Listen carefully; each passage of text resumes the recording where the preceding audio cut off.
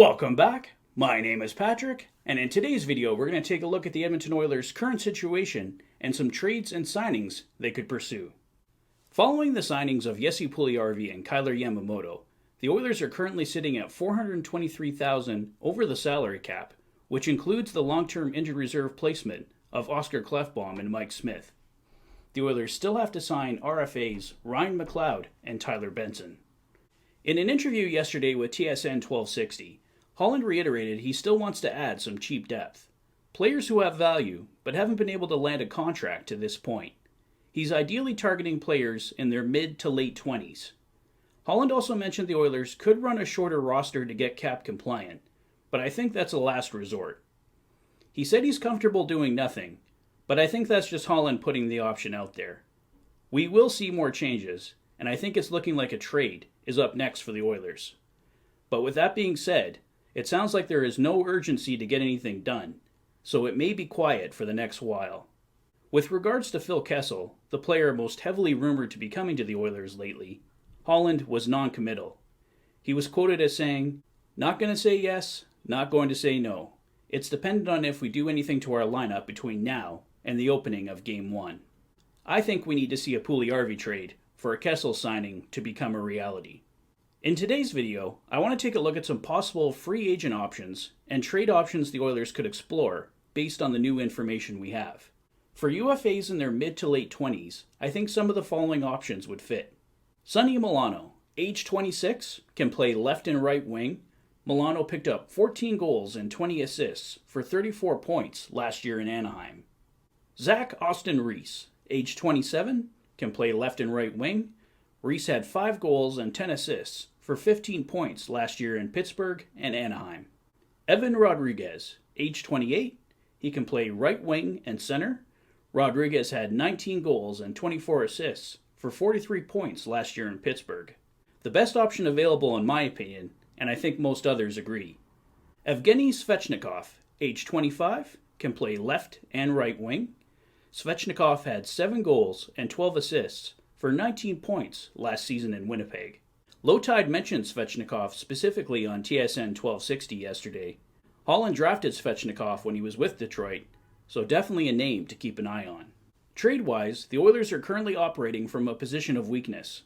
Other teams know they need to get under the salary cap, and they are going to press them. The most likely outcome is a trade where the Oilers effectively lose, but clear the cap space they need. Here are their 4 main objectives. Number 1, sign Ryan McLeod. My guess is that his contract comes in at $1,175,000, identical to the one-year deal signed by Kailer Yamamoto last summer. Let's call it $1,200,000 to allow for a small increase. No matter what, it should be in this range. Objective number 2, sign Tyler Benson. I don't see this being an issue at all. I think Benson gets a league minimum 1-year, $762,500 contract. Objective number 3, get back under the salary cap. If we add together McLeod's contract, which we're estimating at $1,200,000, and Benson's, which we're estimating at $762,500, combined with the $423,000 that the Oilers are currently over the cap by, we get a grand total of $2,385,500. Trading out Jesse Puljujarvi at $3 million or Warren Foegele at $2.75 million gets the Oilers cap compliant and has everybody signed. Objective number 4, sign another free agent.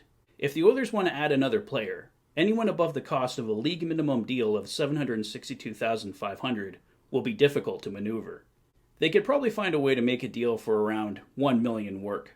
Another option for the Oilers is to trade Tyson Barrie.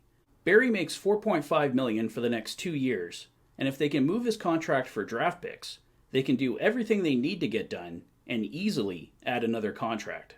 But what if they went in another direction? It appears goaltender Jonathan Bernier will be on long-term injured reserve for the New Jersey Devils for the season.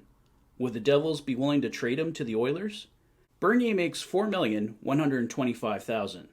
Acquiring his contract would effectively give the Oilers another $4 million to play with, solve all their contract problems, and Bernier only has 1 year left on his deal, so it's not a long-term commitment.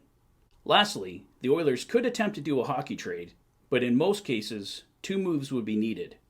Here are some I've seen suggested. Jesse Puljujarvi to the Toronto Maple Leafs for right shot D, Justin Hall. The Oilers could then flip Tyson Barrie, have Hall as a cheaper replacement, and sign a free agent to replace Jesse. However, after the Zach Hyman and Jack Campbell signings, I don't know if Kyle Dubas and Ken Holland are talking much these days. Jesse Puljujarvi to the Detroit Red Wings for restricted free agent Filip Zadina. Zadina and Puljujarvi are two wingers who could use a fresh start, and Zadina can play either wing for the Oilers.